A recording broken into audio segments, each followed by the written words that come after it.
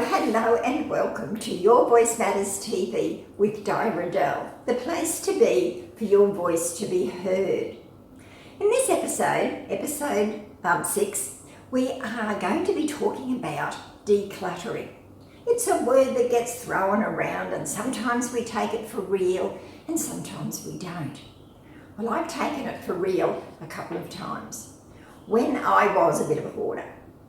Now, when I first decided that I would do some decluttering, I was living in a house, a 1970s house on stilts. I managed upstairs very well, but downstairs was my sewing room, my craft room, and it was crammed full of everything that you can imagine.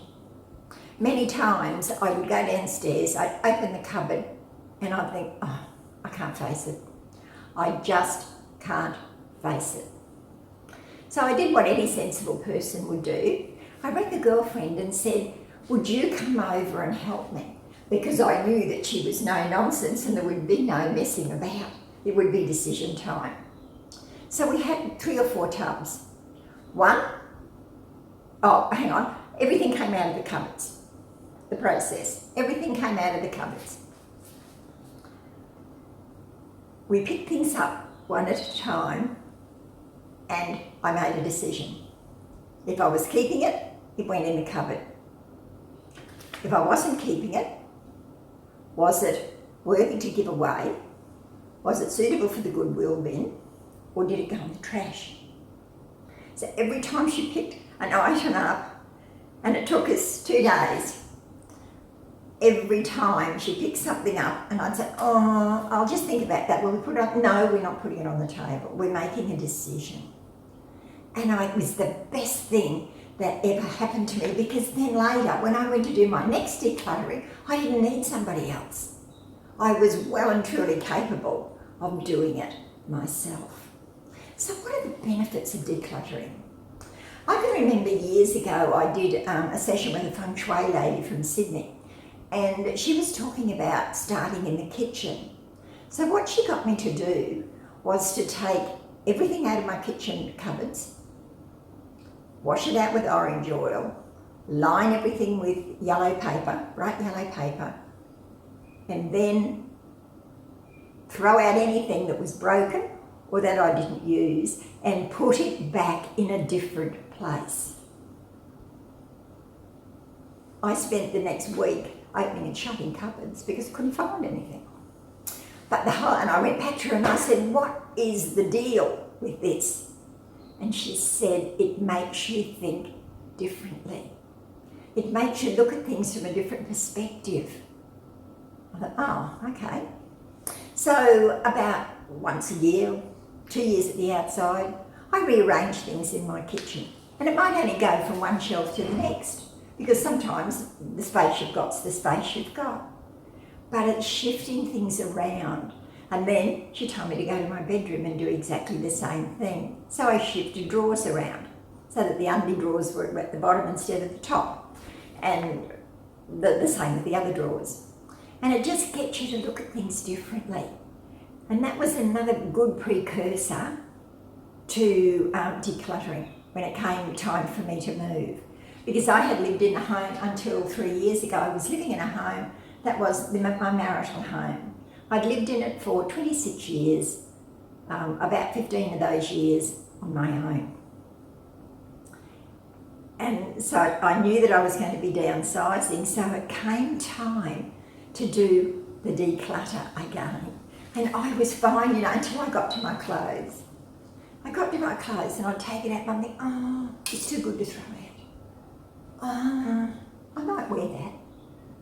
So I rang another trusted friend who's again straight down the line, and I said, come over and help me. So over she came and we did the same thing, everything out of the wardrobe. And I went through it and I did the same process with her. And she would ask me, and I'd dig up and she'd say, Di, how long was it since you've worn it? How good do you feel in it when you wear it? And I think that's it with our clothes. If you don't feel absolutely, clothes that make you feel absolutely wonderful, don't wear it, throw them out. Buy something else. Only buy and wear things that make you feel Fabulous. That's what it's all about. Absolutely. So that was again a way of me decluttering. So there might be just segments of our line, and it's very easy to say, oh, well, I'm no good at that. But it could be just one little area that you need a hand with. So never be afraid to put your hand up and say, please, please help me. Because friends love to help. They love to help. They love to be in there. And I think everyone loves decluttering. It's, oh, what's she throwing out? I might scratch in there and not be tempted to go through it later and think, oh, I might just take that one back. Now, of all the things, and I threw out a lot of things when I left my home in Nambour, there's only been a handful of things that I've thought, oh, I wonder where such and such is. And then I just thought, oh, well, must have gone out when I threw out. And there hasn't been one moment of angst of, oh dear, I'm really missing that. I wish I had that. It's just been an acceptance of, I've moved on with life. I don't need all that stuff anymore. And it's so freeing. Absolutely so freeing. So I just have to check the notes here. So, why do you clutter? Well, it gives you more space. It could be, it saves you money because you're not buying any more things. It could even make you money if you sell what you're going to throw out. It makes you more selective in what you choose. And I think it sharpens your taste because you know that there's only going to be so much. So you need that so much to really count. And those are the things that are beautiful to you. The colours, the textures, whatever it is that makes you feel wonderful. That's what life's all about. Feeling and looking and interacting with a beautiful space in ways that make you feel special. We've covered the thinking differently. Now things about the bedroom. Things that we shouldn't, or shouldn't's a terrible word, things that we would be better off not having in our bedroom. Because our bedroom needs to be a place of calm and a place for sleep, a place for restoration, a place for meditating, not a place for worrying about what's going on. So when you think about if you're going to have a declutter, have a look around your bedroom. Make sure that you don't have bills and paperwork lying around that remind you that you've got to do this and you've got to do that, and maybe there's an account overdue. You don't need to do that when you're in bed. Technology. Don't take your technology to bed, having the phone there. And I'll just wake up in the middle of the night and just check Facebook and see who's responded to my latest pickies. And for me, that also goes for the television. I wouldn't have a television in my bedroom for the very same reason. Cut down on the clutter on your bedside table so that it's not all messy and gooey.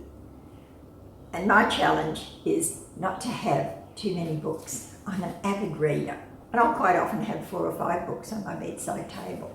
So try and limit yourself to 2 so that it's minimalist. When you walk into your room, it looks clean and fresh, and you're all ready to be relaxed. Avoid storing stuff under your bed because it's like shutting things in a cupboard that you don't actually want to deal with. Avoid having unwanted piles of clothes. If the clothes are dirty, put them in the dirty clothes basket. If they're not, put them in the ironing basket or hang them up. I know ironing, a lot of people today go, ironing, oh no. But I love to iron my clothes because that's just who and what I am. But we're all different, but don't have them lying around just looking like an untidy heap. And if you've got unwanted things, don't pile them in the bedroom. Put them in a container and store them in the laundry, but make an action step to get rid of them. They're not there to pick out and drag back later. Decide, tomorrow I will take them to the Goodwill Store, to the dump, to the church, or wherever you're going to dispose of what you don't want. Because what might be junk to you might be an absolute treasure to someone else. So when we look at the things about decluttering, it just makes you feel freer, more open, more available to what's out there. And I think it gives you a sense of calm and peace. I love to walk into my home and see the sense of order, the sense of space, and the sense of peace and relaxation. So they might be things that you might like to do. And decluttering is one of the things I discuss in my book, Speak Out. So Speak Out is speak out from suppression to expression in 9 vital steps. It is full of strategies, and decluttering is just a tiny piece of it. So if you'd like to have a look at that, and I'll just step forward and get it. Available from my website or through Facebook. Love to hear from you, love to hear some response back, and look forward to the next episode when it will be an interview. So until next time, cheerio, enjoy your decluttering and let your voice shine because the world needs to hear it. Cheerio.